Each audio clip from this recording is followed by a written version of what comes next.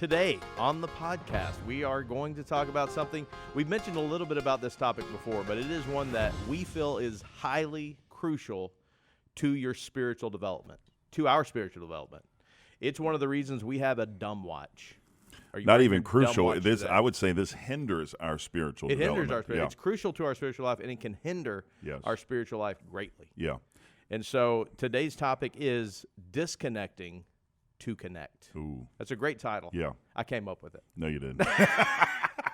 But you may have come up. You may have come up. But it is a good concept. It's a pretty good one. Because we would say in our world today, we are more connected than ever before. The fact that people are listening to us. You're driving in your car. You're mowing your lawn. Maybe not now, but you used to mow your lawn. You take long runs. No, you're mowing your. Well, it's getting to be winter, but some people mow their lawn all year round. Okay, if you live in Florida, maybe. I mean, there's got to be a price to pay. That's true. But we're more connected than ever before, but people are saying they feel more isolated and alone than ever before.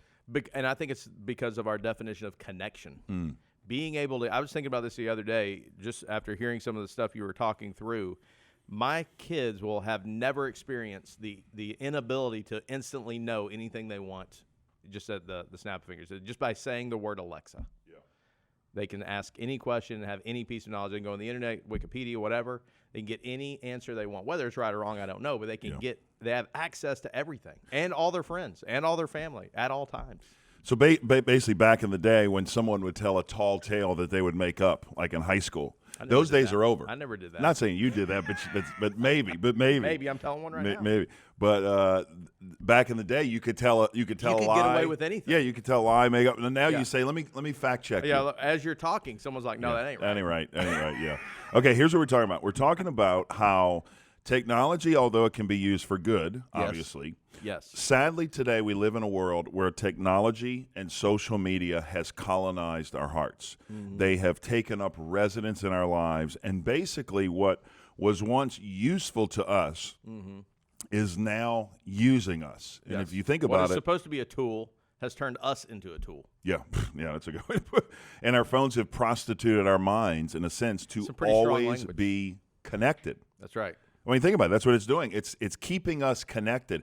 Yes. God never created us to do that. If you think about it, this is a new phenomenon. It is. I'm looking around at the multiple guys in here. Every single one of them is on something right now. Yeah, They're on a looking computer. at their phone screen, looking at their laptop right now. Apparently, the messages I've been preaching have not worked. I mean, apparently.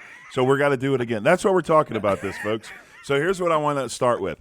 In 2010, Steve Jobs stood on a stage, and he was unveiling what at the time turned out to be one of the greatest technological advances of our time, or just technological products of our time. He gets on the stage and he says, I'm going to introduce you to a device where you could take it with you. You can check email. You can send text. You can browse the web, and all have an amazing experience in the meantime. And for the next 90 minutes, what did he do? He wowed the crowd as he showed pictures of people scrolling through Facebook. He showed people taking photographs with this big device. He showed people listening to music. He showed people playing games on their device as they tap and touch the screen. And then he showed an app store that had endless amounts of opportunities to download anything you want to suit your own needs. He unveiled the iPad.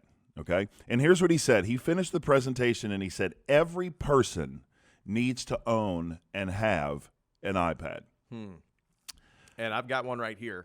And we both have one. As we're talking, we have two iPads right here. We bought in. Yeah. Thank you, Steve. Now, here's what was not entirely accurate about that statement. A New York Times reporter asked him a year or two later about this iPad and the impact it had on the world, and the reporter asked him, Do your kids own an iPad? And Steve Jobs said, I quote, my kids have never used them. Now, his nemesis, Bill Gates, who created the Xbox and many video games, noticed that after his daughter started playing some of these games, she had an unhealthy addiction to the games. And so he noticed this unhealthy addiction, so he removed from the home the games he created. When asked, when did he give his daughter a cell phone? Guess what he said? I know the answer, so I'm not going to get reluctantly. I don't want to give it away.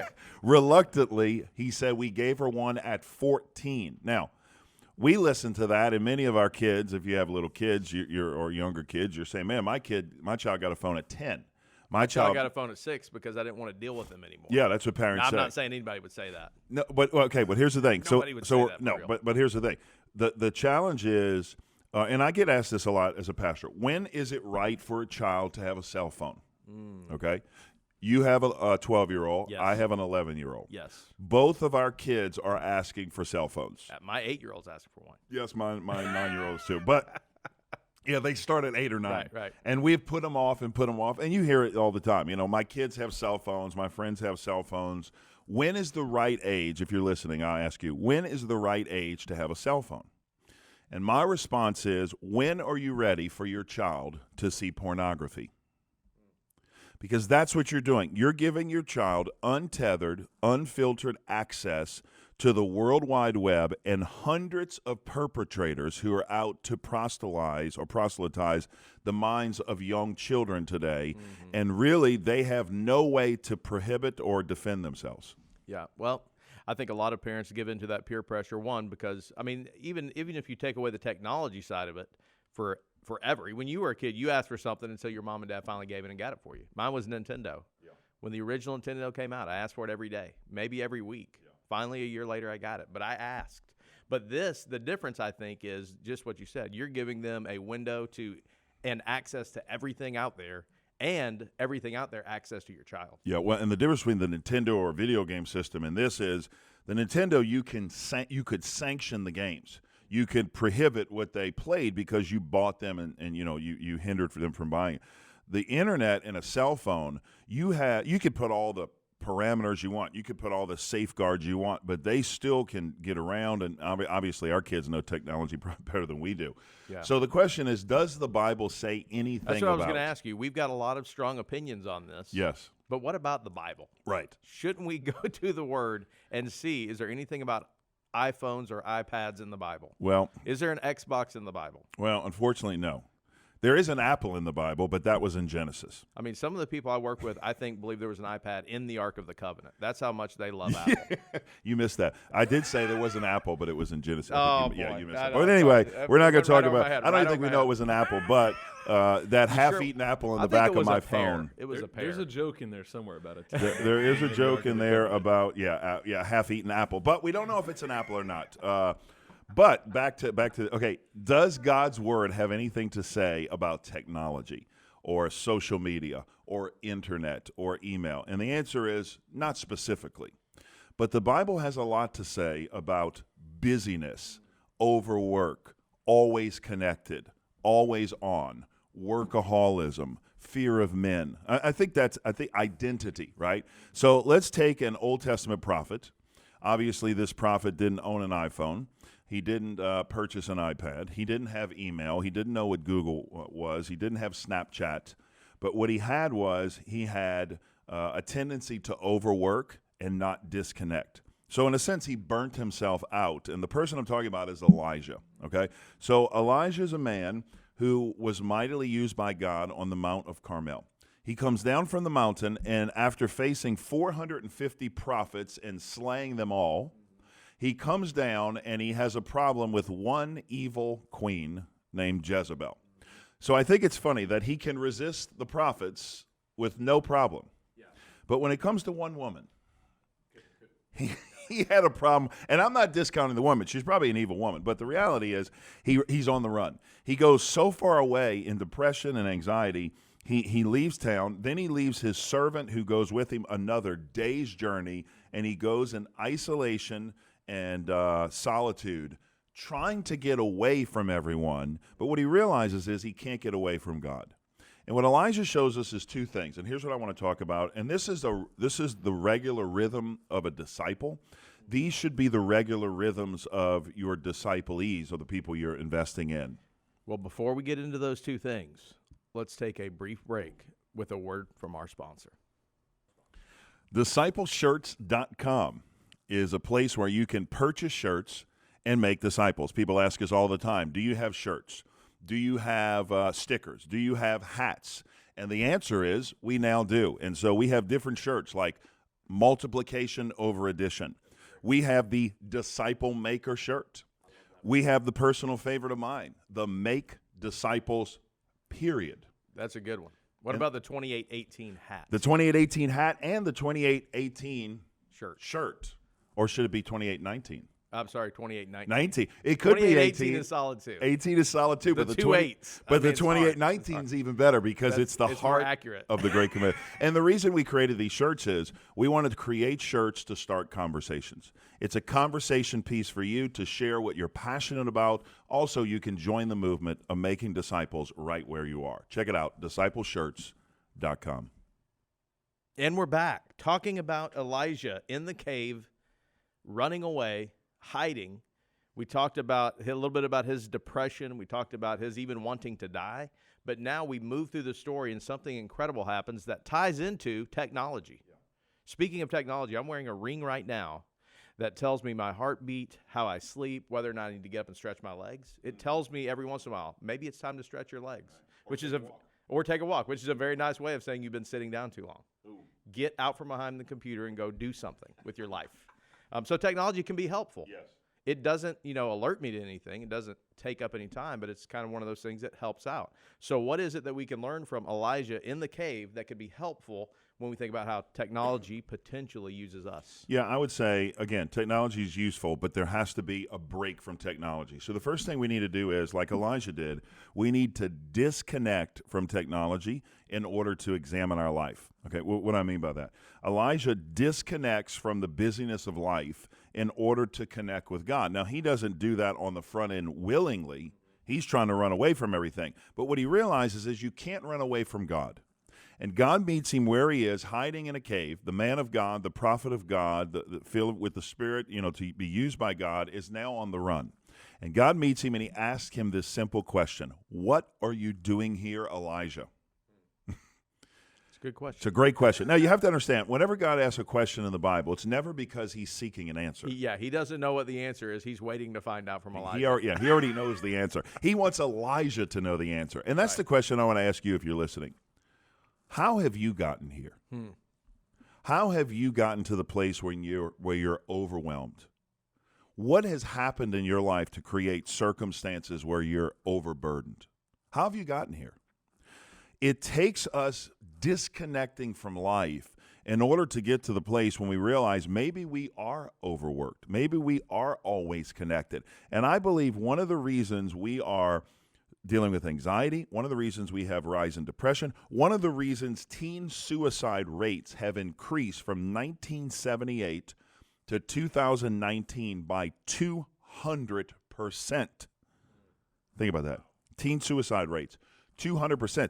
And there was a book written called I, Jen. I think you're familiar with this book.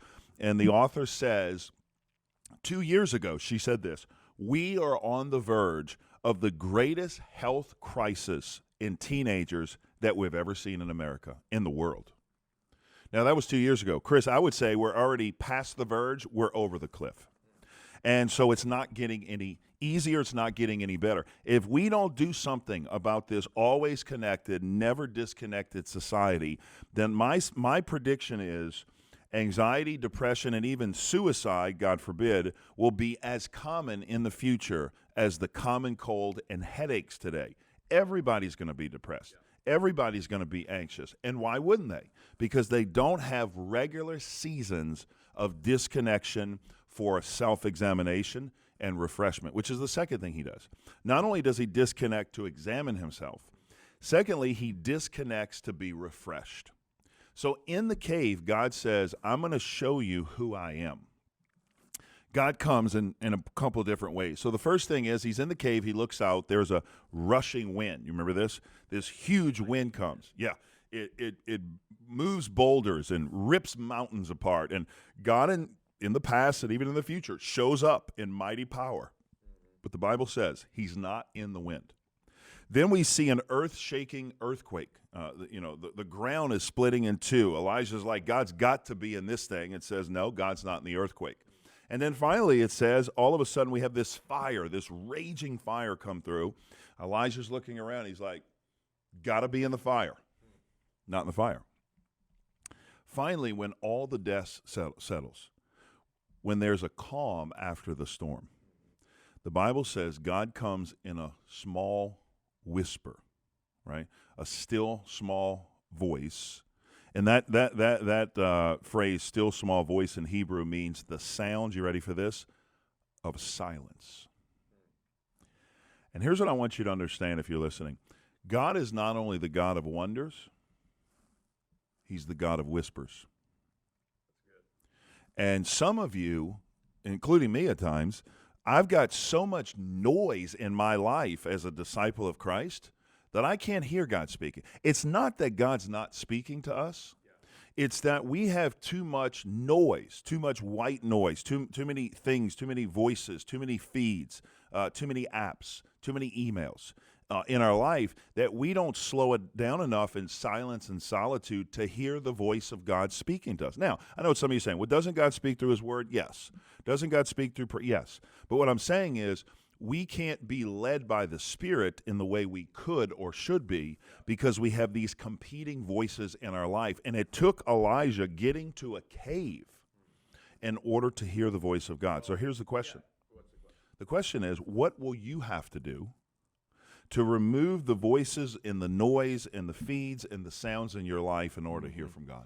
Well, it seems like we need to put ourselves in a position to be able to hear from God and consistently do that. And when we talk about discipleship, we talk about oftentimes discipleship groups and getting in a position to where we're reading the Word and we're hearing from the Word versus being in this busy kind of rat race, running the treadmill over and over again and connected all the time, and we're unable to hear from God.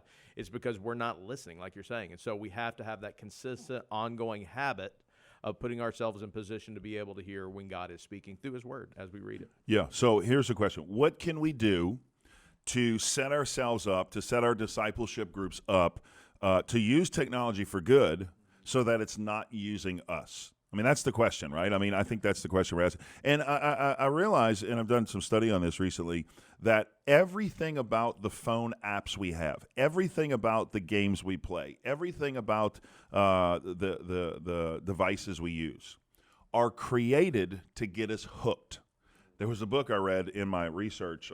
It came out 2014. It became the gold standard for all the app developers of the world. It's a New York Times bestseller. In fact, the book was so popular and the author got so convicted about what he created that he had to write a follow-up book to combat the habit-forming, addictive nature of the apps he suggested people create. He was telling companies how to create these apps to be addictive, and then he had to write a book say, here's how you can break away from that's what it is. You could search this book online. It's called Hooked. The name of the book's called Hooked, How to Create Habit-Forming Apps. And what he showed was everything about these apps were created to raise the dopamine level in our brain. And here's how dopamine works. Just give you a quick science lesson on chemistry in the brain. I'm always looking forward to a good chemistry and science insight. And we never give a lot of these science chemistry lessons. We have all kinds of them. We just don't share them often. Right. Well, here they are. Let's give one. Okay. So dopamine in the brain was known for years, and I've known this just from my past addiction history.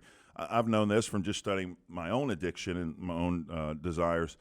When a person experiences joy, the brain releases dopamine. Okay, so it's kind of a release of dopamine. When you get a new car or purchase a new video game or buy a new pair of shoes or get a new disc for your disc golf collection. Eat a piece of delicious cake. The brain releases dopamine, okay? When a person takes drugs, they can artificially create dopamine in the brain. Now, obviously a little higher depending on the drug you use, but it's the same kind of thing, but you do it artificially. What they found is that dopamine works also in a different way. It isn't just the chemical for joy and satisfaction and being high in a sense, high on life or just high in general. It's also the chemical for looking for things and seeking things.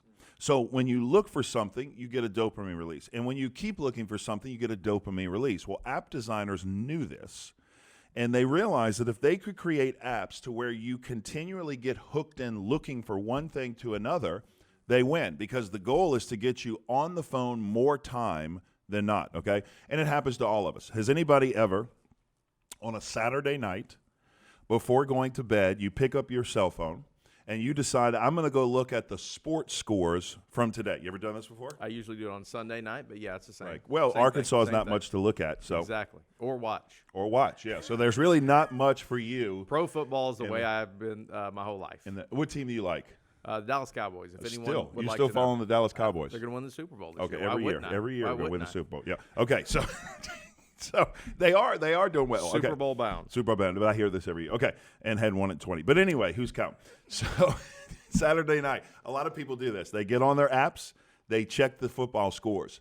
Before you know it, Chris, you've already looked at your phone for an hour, and you end up looking at grilling tips or beard products, and you don't even know how you got there. Just to be clear, that was beard products. Is it beard or board? I thought you said beer products. Not beer products, but beard. Beard products. Beard products. I've never looked at a beard product in my life, just to set the record straight. Okay. Well, You might have. what about hair products? No. No. Okay. Well, you got to actually have a beard too. Okay. But anyway, let's use ladies. If you're a lady, you get online to pin a recipe on Pinterest. Yes. And before you know it, you're searching out designer dog breeds. I've seen that happen. I've seen that happen too. seen that happen. And then so you don't even know how you got here. Yeah. And the way you got here was the app designers have created this to get you hooked. So what do we do in response to this?